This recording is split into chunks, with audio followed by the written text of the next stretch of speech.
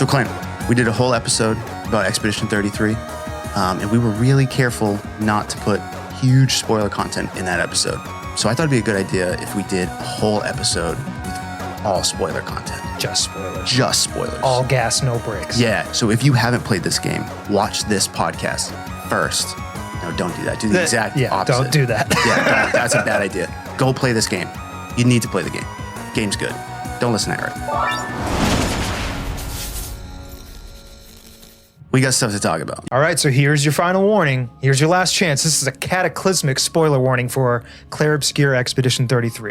So AJ, I gotta ask, what ending did you pick? It's a great question. So I felt like I picked the canon ending, I think, because it felt right. So I picked Verso's ending. I did too. Yeah, you have to, right? Like, it felt like the right way to end this story was with acceptance, right? It felt like the whole theme of this game is grief, right? And how do you deal with the death of a loved one, and how do you deal with these situations? So like this family had created, or the mother of this family had created this whole world to live in where her son still existed, right? So she created this elaborate fantasy. So it felt like where this was going was like, we need to live back in the real world. We need to accept that this has happened. So that's why I felt like Verso had the right of it, right? To kind of wash the canvas away and enter the real world again, right? But there was a part of me that's like, I wanted these characters to live, dude. I wanted because throughout the game, like they're talking about, Sayel's saying when my husband comes back, right? Or like, oh, we can bring Gustav back, right? And there's a part of me that's like, oh, I want to live in that world, right? It's funny, the game makes you part of the fantasy, right? You're kind of also being like, oh, I don't want any of these guys to die. Yeah. Like, I want to live in this world. Yeah. This world is cool, you know what I mean? Yeah, because one of my favorite parts of this game is you as the player, alongside all of the members of Expedition 33, are learning in real time that you're in a false world, a painted world, a fantasy. Totally. And it's like, you kind of come up with the questions of like, what is real? Is this real life? Are these people real? Yeah. Are they any less real than any other human, right? Like these characters had been born. They had lived in this world their whole life, right? They had friends. Yeah. They dealt with loss in the world, right? Yeah. Yeah. So I got to say, like the cast members of Expedition 33 dealt with the knowledge that they were not real people way better than I would have. I think I would have lost my mind. They were just like, oh, for real?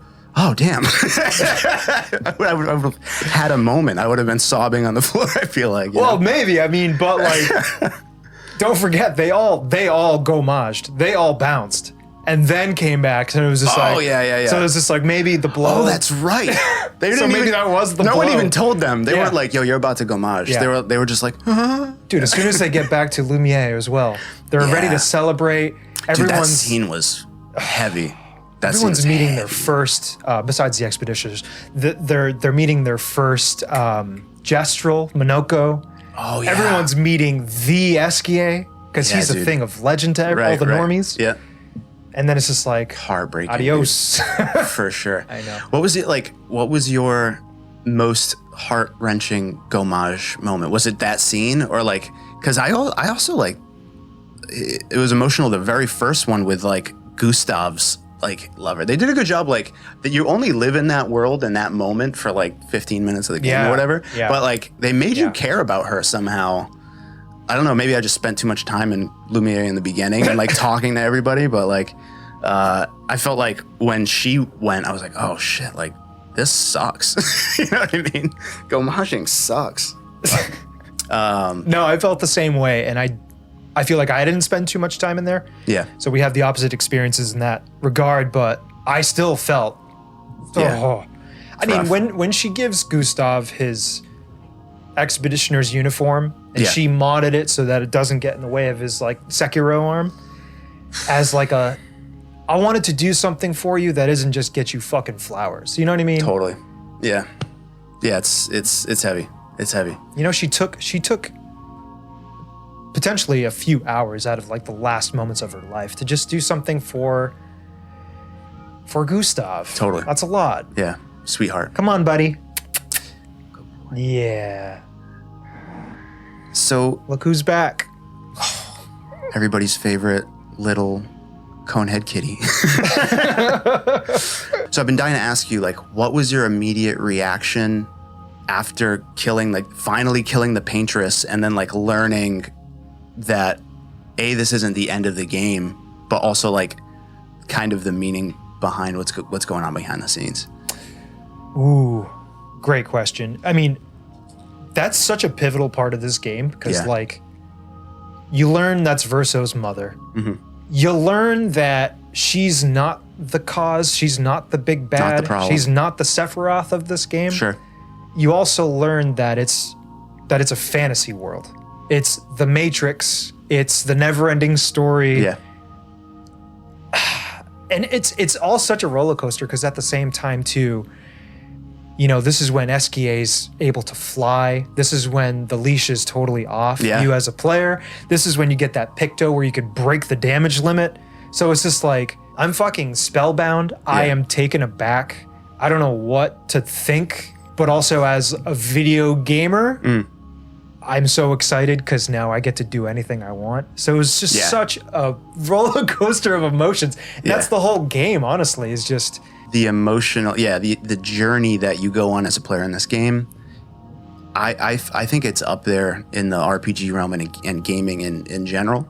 Same. Like, as you know, I'm a huge Final Fantasy fan, but like, probably one of the biggest I know. Yeah, and but even some of my favorite Final Fantasy games, like I wouldn't sit here and say like the story is, you know, a 10 out of 10 or like one of the greatest in gaming history, right? Like, to be honest, some of my favorites, like Final Fantasy VIII, like the story is okay. It's also kind of confusing at times. 7's story can be confusing at times. This is like, and part of that might just be like, you know, these are Japanese games that were translated, but sure. This game was just like, you get it. It's emotional from the start. It's a journey from the start, and it's like gripping in a way that a lot of JRPGs kind of aren't. That's probably the reason why this game is getting the glowing reviews that it's getting. You know, like we had a lot to say about like the combat and the turn-based aspects of the combat in our review. But I think that the reason this is connecting with so many people is the story. Fully. Yeah. So like, okay, let's talk about this, right? Okay. So there's that moment with the paintress. You defeat the paintress. You learn the lore of the game, kind of what's really going on behind the scenes, and then, you know, they cut the leash and you're kind of free to roam. Okay. You mentioned that your reaction was like, "Oh, this is dope. Like, here we go." I had the same reaction. And everything in my mind was like, the last thing I'm gonna do is go fight Renoir, and like that for whatever reason, I was like, I'm gonna do everything else before I go finish that. Right? That's just like the way I took that to be the disc 4 moment where it's like, you know what I mean, where they're like, if you go here, the game is over. So like, do anything else you got to do now. So I spent, you know, hours. Like you did, trying to find where the hell I could go that wouldn't one-shot me too badly. Yeah. You know, I was like, where are there not danger zones for me to be? Yeah. And they do disappear as you become level up. Thank goodness. Which is cool. Yeah. I eventually got to like I think it's the Dark Shores. Yep. That's the beach you land on in the beginning of the game. Oh, it is the beach you land on. Okay. Yeah. That area, like, I realized was like a leveling paradise. Like you go in there, you fucking like the experience was crazy. So like I went from like, I don't know, what level do you beat the game at? Like are you in the 50s or 60s or something? Where you beat Paintress? 40s. Yeah, maybe mid 40s. But I zoomed up to like probably 80s really quickly, just grinding that area. Which like honestly, obviously, I think if you're watching this, you've played the game and probably beaten the game at this point. But like I kind of wish I didn't do that. I think I grinded too hard, and because what happened was I got frustrated with how hard the game was for me, like the dodging and the parrying, and like I was getting one shot by all these dudes, and I was like, nah, I'm grinding, and I'm just gonna wreck these dudes. Yeah, dude. And which I did, but like it became not fun the other way. Like I grinded too hard, and then I started like one-shotting things. I got that Steindal build going, and this was before the patch, so I was doing like dummy damage with Mael. Yeah. Before they nerfed it. Totally. One of my favorite things about the end game areas, though, the overworld bosses, dude. So sick. I missed it so much, man. I love overworld. It was bosses, incredible. dude. Did you save the floating dragon who zaps your AP for last? I did, but like accidentally, because I didn't even know he's there. Yeah. I got the dude. That's like he's like a big giant dude in the water. I forget what his name is, but he's like just walking around. Sprung? Something like that. Yeah. But you get the double. You get the best Picto in the game, which lets you attack twice. And I was like, oh, okay. Cheater? Yeah, the cheater. Yeah. I was like, this is the way, right? Yeah. So then I like grinded that out and made sure all my guys had that. But isn't it genius how before you get the ability to fly with Esquie, you literally can't manipulate the overworld camera up. Yeah. It would have spoiled all of those amazing things. It's so sick, so simple. You brought this up briefly when we were recording for the podcast. I still don't know what happens when you tilt the camera up. Do you see that like you're in a canvas kind of? Like you see the outside world or something? No. It's just when you can't fly yet and you're still walking or swimming. Yeah. The joystick just doesn't go up. So you can't see sky or anything like that. So you can't see that there are other things up there. Yeah, you can't see there's floating locales. You can't see the dragon. Right. Okay. I thought that's what you were alluding to. I was like, that would have been crazy if that if they were like hiding it in the sky the whole time. Like you turn up and it's like just somebody like painting. You're like, who's that guy painting me right Zeus? now? Yeah. How'd you do collecting journals, by the way? I got to a point where I think I collected maybe 40, anywhere from 40 to 50. I gave up. Yeah, it was not a focus for me. I thought it was a cool as hell concept, though, this idea of like you're building on the previous expeditions, right? Yeah. There's 2 journals that I want to talk to you about, but I'm curious if you got them. Did you find Julie and Verso's journals? Oh, of course I did. And how they're located so close to each other, too. Yeah. Dude, that shit. I wish that I wish the game was longer in general. I wish that what was Act 3 was Act 4 and there was like a third act in there. But I wish that they focused on that a little more and like revealed that in a way that wasn't a journal, that was like actual dialogue and like exposition, because like that idea was heavy for me to like wrap my head around. Do you remember what that story is? Yeah, so they're venturing in there for the first expedition, right? 0. Yep. And we don't glean or learn anything about the rest of the party, but one party expeditioner, Julie, is his lover in this painting. Yeah. Right? Yeah. And then something happens in a battle where like everyone gets murked, including Verso. Right. She sees it. Yeah. She comments on like, he definitely died. Yeah, he does that trick with Minoko where he literally like cuts himself in half a lot. I think that's what happened. I recall like her commenting on his torso being maimed. Right. But then he comes back to life shortly after and almost gaslights her. Well, not almost. He does gaslight her into thinking like, no, it missed me. It hardly did anything to me. Yeah, right. And she's like, nah, dude, bullshit. Totally. But then she thinks that gets her like mind going, and she's like sums up with this dude, and she ends up thinking, okay, Verso's a traitor, like for what, like one reason or not. I don't remember like how she connects those dots or whatever, but she's like, he's hiding stuff. He's got to be a traitor. Her lover, right? She's like, I don't trust this dude. So she rounds up other members of the expedition, and they like capture Verso and like imprison him. And they're like, why are you holding back? Like, why are you lying? And Verso like can't explain what's going on yet. He's not ready. He doesn't think they'll believe him. Yeah. He, like his journal's like, what am I supposed to say? Like that there's like doppelgangers and we're living in a painting. Like, they're not going to believe that. Yeah, they're not. So he kills them all. That's crazy. And the fact that he thinks that he had no other option, he very well may not have. We don't know that. Sure, we weren't there. Yeah. You know? But how cool would that have been in a flashback? If you're learning that in like flashbacks or something. That would have been heady. It's so heavy. Yeah. Oof.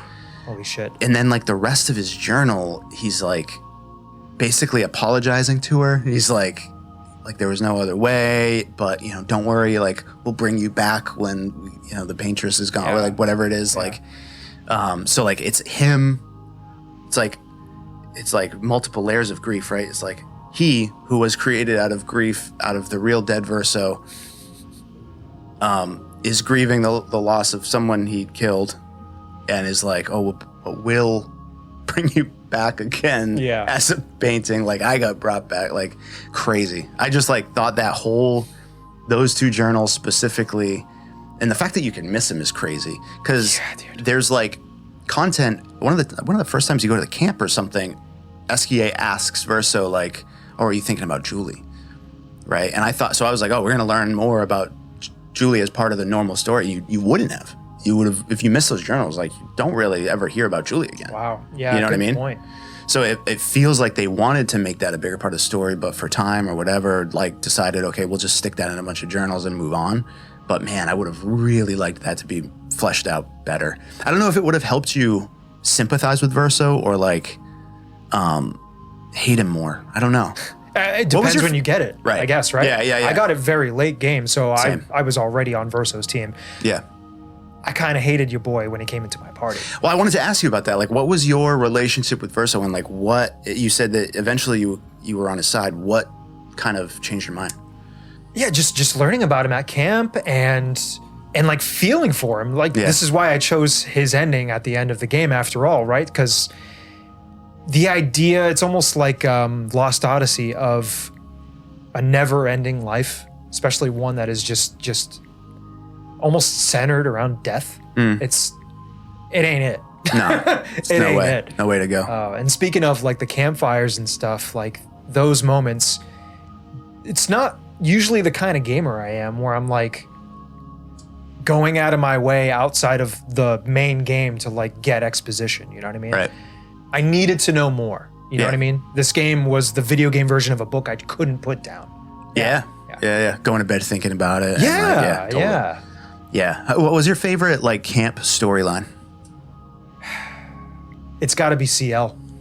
Dude, it's rough. Honestly, kind of incredible, because I mentioned this in the review podcast, but she was the biggest sleeper character for me. Okay. First half of the game, I kind of didn't care about her character much at all. Yeah. She wasn't really in my party much. Yeah, she shows up at a time where you're like, oh no, I'm kind of like, I'm good. Yeah, like, I have these three, like, you know what I mean? She shows up, Lune, Mael, and she just like kind of shows up. Yeah. Like, you know what I mean? Yeah. So like, you're like, I don't even know who you are. I didn't really talk to her in Lumiere before I went on the expedition either. So I know she was on the ship with us, and she, split ways when Renoir shit all over us, but sure.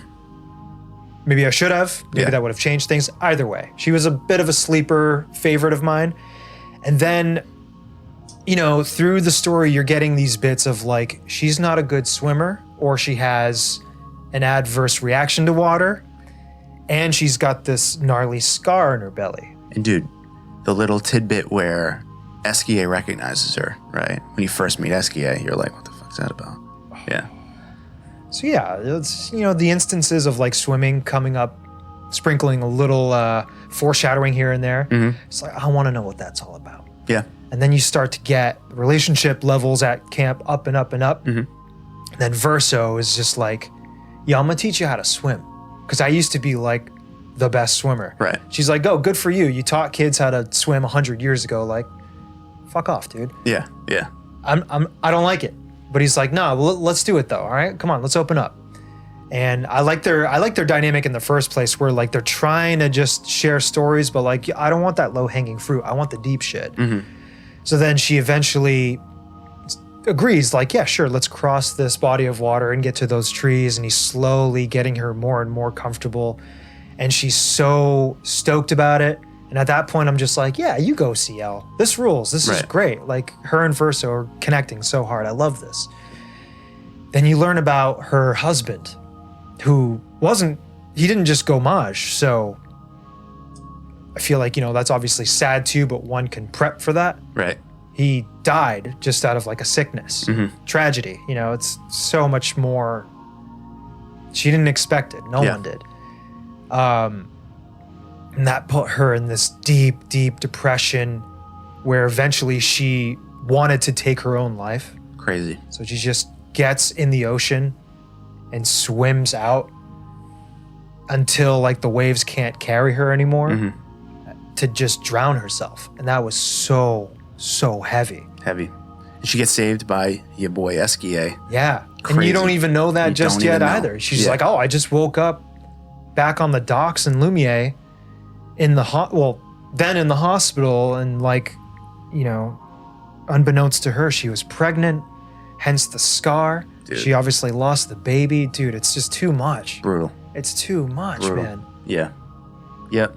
Yeah, her story was obviously heart-wrenching. So good. I love Esquie as a character, dude. I needed more Esquie, dude.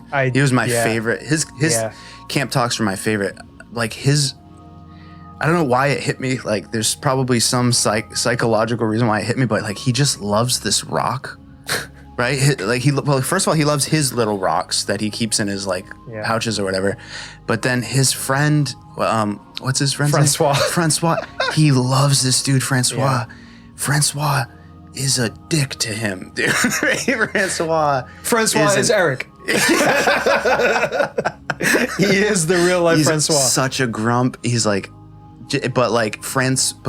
Esquie has been friends with Francois so long that like he forgives him because he knows that Francois is going through his own loss with, I think it's like whoever, I forget the name of Francois's like person that he lost, and so he's like, I don't know, he forgives him for the way that he is and will never stop like trying to help him or talk to him. I was just like, man, that is this. It just made me love Esquie that much more. Yeah, you know what I mean? Yeah, I got a very obviously a very mature and adult version of like Winnie the Pooh and Eeyore.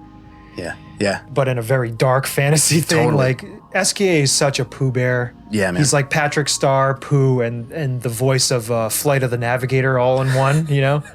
But I love him so much. Yeah, he's gonna go down as one of my most favorite characters in a game for sure. Yeah. Just like Eric was hating on him because he's like supposedly got godlike powers, right? But I just feel like Esquie is not really into that though. He's not really into like violence or like right. He's just he'll fly you around. He just wants to hang out with you. Yeah, you know what I mean. Yeah. He'll go on a little adventure with you, but like he don't want to go like hurt people. You know what I mean? I was like, this dude, man, he's so good. He's the best. Yeah, I don't know. It's like you know what it is? It's kind of like if your dog was someone that you could talk to, I think. You know what I mean?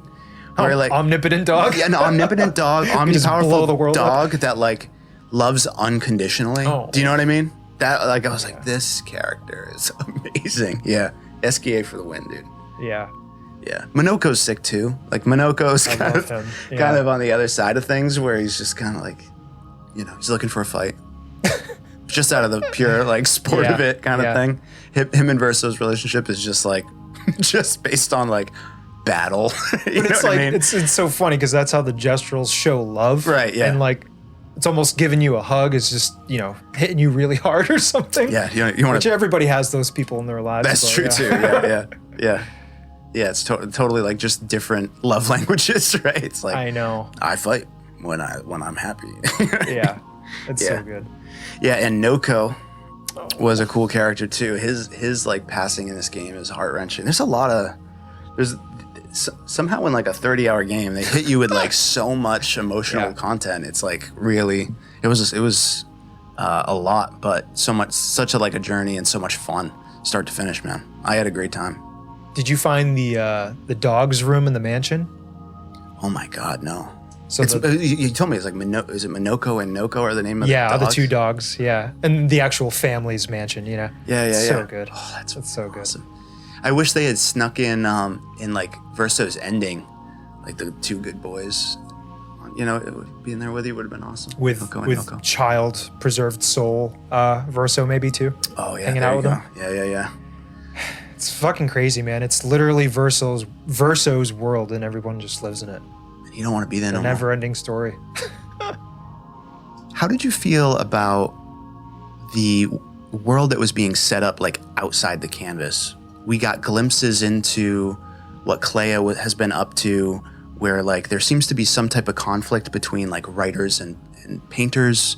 And obviously like we saw this family as a member of this faction of painters. I don't know if there are other families that are painters, and clearly there's writers that don't like painters. Like, did it feel to you like they're setting something up for a future game, or is this like more back lore that they didn't have time to include more about? Like, what do you think about that?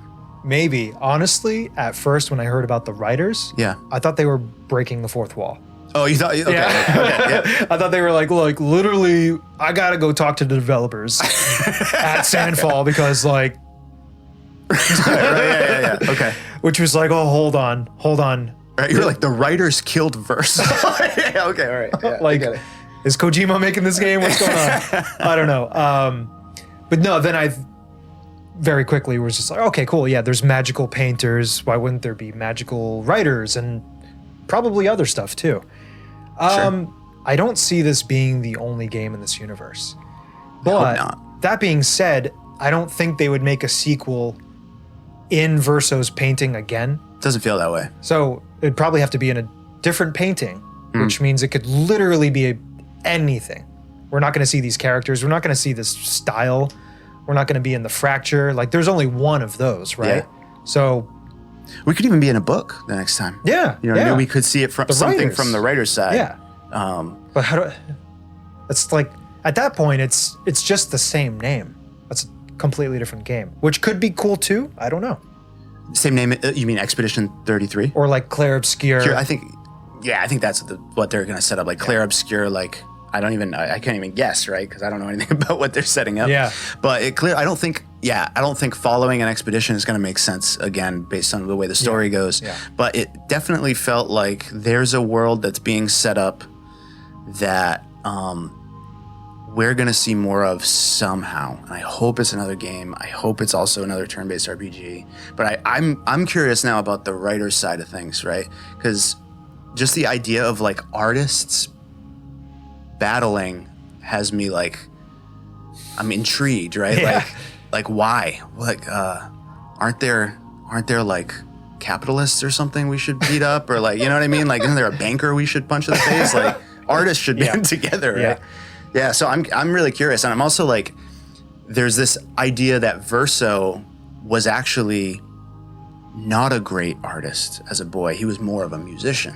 So I'm curious, like, if there's something behind that where like he should have been in this other, like a music guild. Is there like a group of musicians that are making making magical music or whatever too, right? Like, because like that seemed interesting to me, that everyone else in the family seemed like they were excellent artists, visual artists, and they almost went out of their way to explain that Verso's thing was actually music. Yeah. That he was not a painter, you know? So I feel like maybe there's something else to explore there, you know?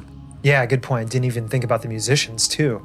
Like I said, there could be so many sects of magical artists. Yeah. As an umbrella term. Totally. Oh my God, yeah. So if we got an entire new game that focused more on like the quote unquote real world. Right. Would it objectively be a much more boring game? Because we don't have homies just summoning swords and scythes out of thin air anymore. It's more like a real. I don't know. It was clearly totally normal for the painters in the real world to like be able to jump into canvases and stuff, right? So That's like, true. Yeah. So who's to say it's a boring world? Who's to say they can't paint weapons and use those, or like that a writer can't write down his the words that describe his attacks that then manifest in the real world, right? There might be some aspect of like what you well, both of them, right? I'm like on the canvas, I'm like faster. What's mightier, the pen or the sword? Classic. The pen or the paintbrush, dude. That would be the one. Yeah. Clair Obscur, the pen and the paintbrush, dude. There it is. You're welcome, Sandfall. Yeah, no, I'm looking forward to what, like, I think I said this during the last episode, right? I'm really looking forward to what comes next. Yeah. If for no other reason than the story and the world that's being set up here is interesting. It's different. It's a little bit outside of the norm of like, for an RPG, we're really used to like, oh yes, like fantasy. It's like middle age, the Middle Ages. Like there's a king. Or like, yeah, we're a bunch of kids. Let's go kill God. Yeah, let's kill God. Or like, hey, we're in school. I'm 15, you're 16. We're wearing school uniforms. Should we like capture a bunch of monsters and then like battle them? Maybe. You know what I mean? But the game gets good. I'm not gonna say it. I'm not gonna take the bait. Yeah, dude. So like this world was different. So that made it interesting. And like I said, I think that's why people love it. And I'm really excited to see what comes next. Same. Should I have named this guy Esquie?